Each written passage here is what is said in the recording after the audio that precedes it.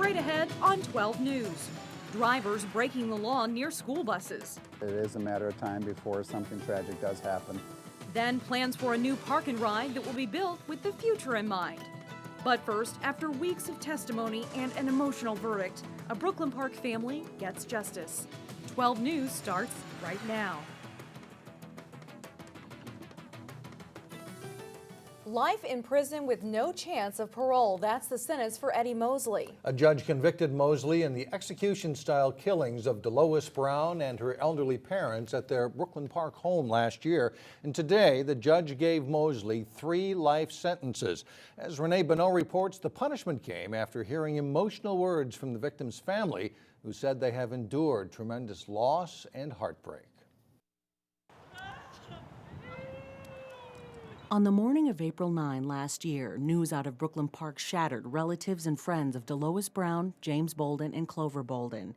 The 3 were found murdered in Brown's home. Each one had been shot twice in the head. The family has struggled through this. It has been very, very difficult. A month later, police arrested Eddie Mosley for the crime. Law enforcement, including as many as 50 Brooklyn Park police officers and detectives, worked on building a case against him. With no murder weapon, DNA, or fingerprints, prosecutors relied heavily on witness testimony to argue that Mosley had driven up to Brooklyn Park from Missouri to commit murder. It was a solid case. Now, because of lack of some of those elements, it meant there were more things that we had to prove. There's no physical evidence whatsoever in this case. It's all based upon 2 witnesses, and their contradictions are apparent. The judge did not agree. He found Mosley guilty of all 9 counts against him, including 3 counts of first-degree premeditated murder, which means he'll be in prison for the rest of his life, and the victim's family can move on with theirs. We're relieved.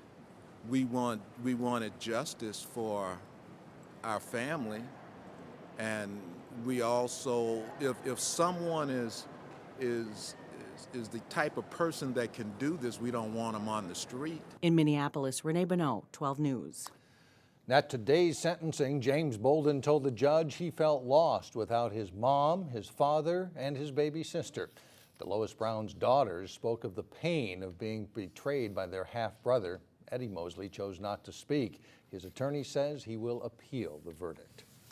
3 men accused of burglarizing a Maple Grove home and leading police on a lengthy pursuit could spend the next 10 years behind bars. Sherritt Catchings, Jamal Clay Smith, and Ronald Harris all face felony charges of second-degree burglary.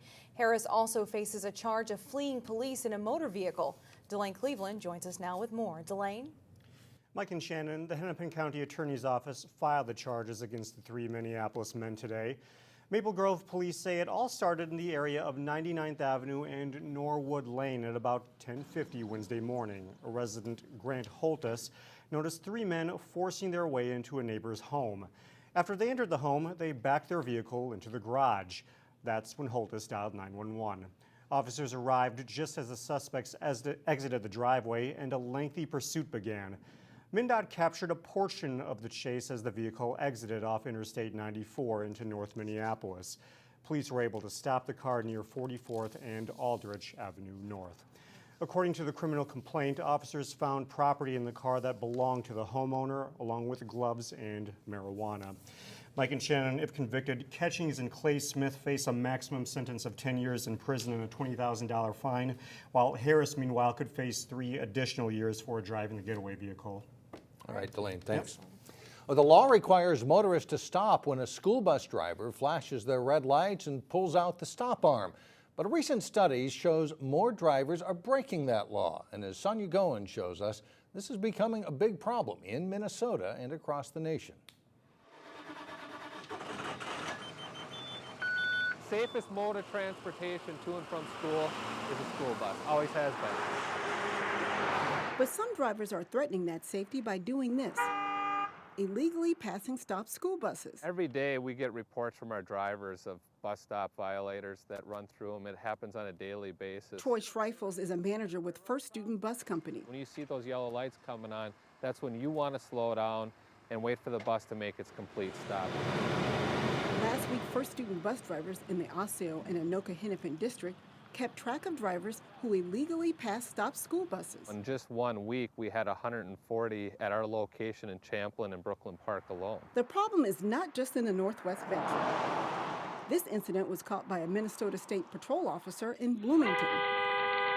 And video shows a student in West Virginia almost getting hit. Because the minute the door opens, the kids take off. Last year in 2012, there was over 80,000 violations reported on a national level. In March, the State Patrol held a one-day study to see just how many motorists were illegally passing school buses. We had 530 violations in the one day. Some of those drivers passed on the right. That's where the students are getting off the bus. That's where they're most vulnerable. We pulled one of our news cars alongside of a school bus to demonstrate. The child never has a chance. I mean, they step off the bus and there's a car right here on the right side. They would never expect that. They'd never be prepared for that. Drivers on the opposite side of the street are also expected to hit the brakes. When oncoming traffic see the lights flashing and the stop arm extended, they're supposed to stop some 20 feet away.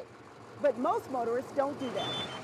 Kids will get out the bus on this side, you know, on a shoulder, but they live on the other side of the street.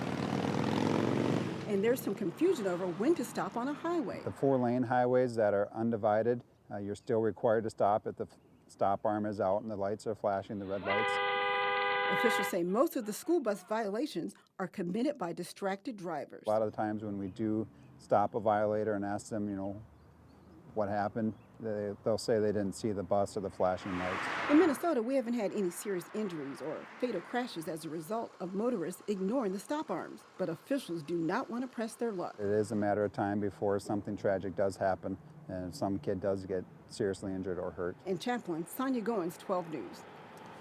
And officials say there are more bus stop arm violations this time of year because it's near the end of the school year and motorists, it seems, are not paying much attention to school buses. It's also worth noting the fine for illegally passing a stopped school bus is $300. It should be a busy weekend for Minnesota lawmakers. They adjourn Monday with some big budget votes to come. DFL leaders did reach a budget deal Thursday night that would raise taxes on the state's wealthiest Minnesotans. Married couples that earn more than $250,000 would see a 2 percentage point hike on their income tax rate. The tax on tobacco would also more than double, adding $1.60 per pack. The new revenue would be used for education, deficit reduction, and property tax relief. Also at the Capitol, there's disagreement over how long police can keep information from those automatic license plate readers. And those are cameras and computers connected to squad cars that check plates looking for stolen cars. There are concerns about privacy. The Brooklyn Center Representative Deborah Hillstrom argued against a bill that requires the data to be deleted immediately. I can't support the 0 days. I believe that ties the hands of law enforcement and their ability to do their job to protect us. These license plate reader data have provided members of our law enforcement community with very valuable information to solve these crimes.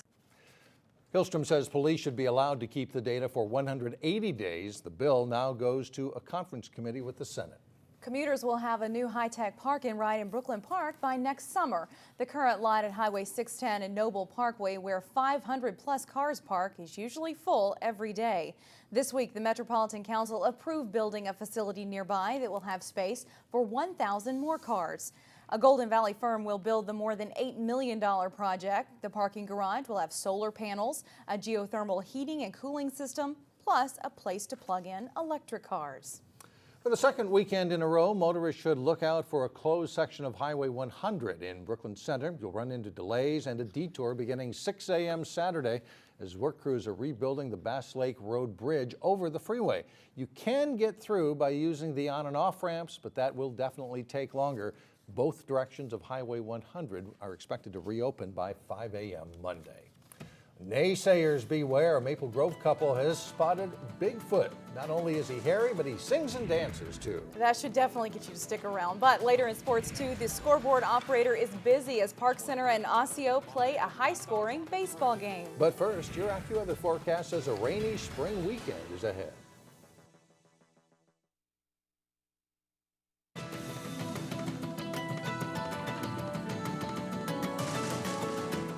Welcome back. He took a chance and wrote a script. In 2 months, a Maple Grove man's original musical will debut in the Big Apple. It's called Sasquatched, the Musical. And in today's Weekend Showcase, Renee Bonneau explains the excitement of making it off-Broadway.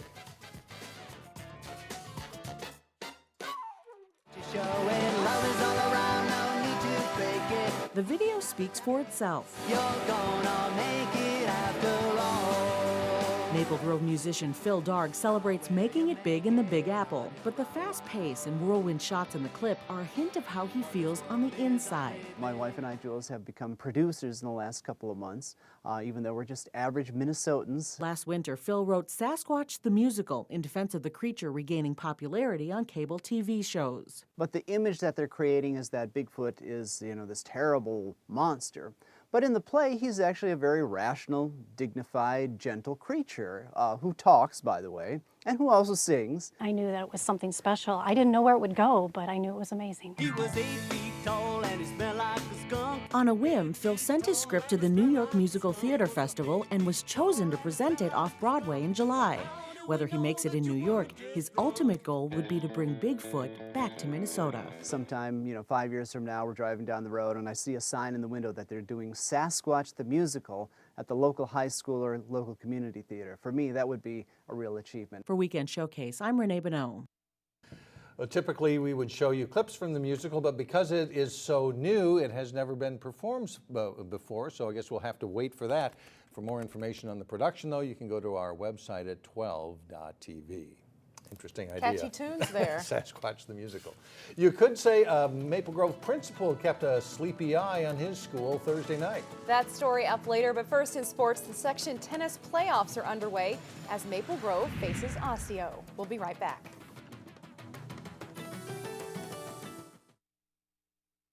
Jason Malillo with sports and a baseball game that looks like it has plenty of offense until you look a little deeper and maybe the coaches are wondering about the defense a little bit. Yeah, coaches maybe not too happy. Either way, though, I think the scoreboard operator might be on his way to carpal tunnel syndrome after this one. He was busy. There was no lack of base runners at the Park Center Osseo baseball game Thursday. The teams combined for 19 runs, 16 walks or hit batsmen, and 10 errors. It made for a long day for pitchers and fielders alike. A beautiful day, though, at Osseo for the second meeting between the teams this spring. Top of the second, and the Pirates' Austin Ledeen lines a hit down the line and left. Josh Stromberg and Jeremy Tutt score to give Park Center a 5-0 lead. Ledeen reaches base 5 times in the game. Next batter is Tony Kramer. He drops a single into center field. Tyler Stroh scores, and it's 6-rip Pirates after an inning and a half. The Orioles chip away, though. Bottom of the second, Nick Cooper will bloop one into short center field. That scores Winston Lane and Steve Fisher, and it's a 6-2 ball game. In the fourth, Brandon Sieve works a good at bat and draws a bases-loaded walk. A.J. Lyons trots home from third as the Orioles rally to take a 7-6 lead. But Park Center scores 3 in the 6th inning. The Orioles get the out at first on the ground ball by Stroh, but Mark Lundholm with opportunistic base running hustles home from third base with the 10th run of the game. Pirates hang on to beat the Orioles. 10-9 is the final score. After reaching the state tournament for the first time last season, the Maple Grove boys tennis team is hungry for a return trip. The Crimson facing rival Osseo in the Section 5 AA quarterfinals. At 1 doubles, Osseo serves, and Derek Marvin's nice return sets hope an overhead winner for Trevor Kleinshay. The Crimson duo wins 6-love, 6-1. Maple Grove's Jacob Edwards and Venora Wathanawasam in the far court in the number 2 doubles match, and they roll past Trevor Johnson and Josh Mulvaney in straight sets. 2 singles. Charlie Atkins of Maple Grove is in the far court. His shot to the corner sets up a volley winner on the way to a 6-0, 6-2 win over Cody Werner. Osseo's Pete Burno is in the far court in the number 1 singles match against Zach Atkins. Atkins has great hands as he takes the ball on the short hop and drops in a nice shot that Burno can't put back in play. Atkins wins in straight sets. Sam Hochberger serves and then puts away a backhand winner on his way to a win in the number 3 singles match for the Crimson. Maple Grove wins 7-0. They're facing Blaine in the semis Friday afternoon, weather permitting. The section softball playoffs start Monday for many of our local teams. Champlin Park hope to build some momentum for the postseason as they faced a top 10 team in Elk River. Top third, Austin Beasy base hit, scores Sidney Person, starts a big inning for Elk River. Jamie Langben cracks a shot high and off the fence. That'll score Jess Newman and make it 5-0 Elks. Top sixth, Langben goes deep again, and this one will clear the fence in left field for a leadoff solo home run and a 6-0 lead. Top 7th, Elks will add 2 more on a 2-out double by person as Elk River routs Champlin Park. 10-1 is the final. Also in softball, Benilde hosting Holy Family. Benilde's Maddie Houlihan is a great hitter, and she gets all of this one, driving it over the fence and right for a 2-run homer. It's 2-1 Red Knights in the bottom of the first. In the third, Holy Family's Rachel Prosser will single past the diving shortstop, scoring Haley Thompson, and that ties the game at 2-all. Houlihan is robbed here by Holy Family second baseman Allie Anton with a nice leaping grab as the Fire maintains a 3-2 lead. Anton, though, can't get the next one on a tough grounder as Molly Kopp scores for the Red Knights. They retake the lead at 4-3 in the fifth in a back-and-forth game. But in the sixth, Holy Family's Liz Jansen smacks a hit to center field. Emily Knutson scores. That ties it at 4. Holy Family gets the final 2 runs as they beat Benilde 6-4. One night after a close 2-goal loss to district rival Coon Rapids, the Champlin Park girls lacrosse team faced another District 11 team as they hosted Blaine. Champlin Park in white, Riley Abesikara gets to the front of the net and puts it away for a 7-3 Rebels lead. From the free position, Sarah Lesseman takes a couple of steps and bounces the shot in to make it 8-3 Champlin Park. A nice goal for Blaine coming up here as Katie Ware comes from behind the goal, and she'll shovel in the backhander to pull the Bengals within 4. But Champlin Park pulls away later, and they go on to win the game. 14-7 is the final. Playoffs and all spring sports coming up. So we'll have all that covered soon. All right, you guys are busy. We are. Thanks, Jason. You're welcome. We'll be right back, everybody. Well, it's something that you could say comes with a job. Many teachers lose sleep thinking about their students and how they'll do on those standardized tests. Thursday, the principal of Basswood Elementary took losing sleep a step further when he volunteered to sleep on the roof of the school. He improved a lot, so he said that if we improved, then he would sleep on the roof, and he is doing it. Right, Mr. Smith? That's right. 4th grader Sarah Bowman is one of a crowd of little hecklers down there who came to see her principal camp out on the roof. The principal challenged students to do well on the math part of their annual standardized test, and early results show they did. So Patrick Smith pitched a tent on the roof. The kids were a little disappointed that I put up a tent. They thought I was just going to throw out a sleeping bag and sleep out with the skies above me. But I do have an air mattress because these rocks that are on this roof are rather large. And Mr. Smith did make it all night on the roof, and he was there to greet children on Friday morning, but he did get wet. Around 5 this morning, his air mattress sprung a leak, so he did spend a few hours on those rocks anyway. We hope he recovers this weekend. Thanks, everybody, for joining us.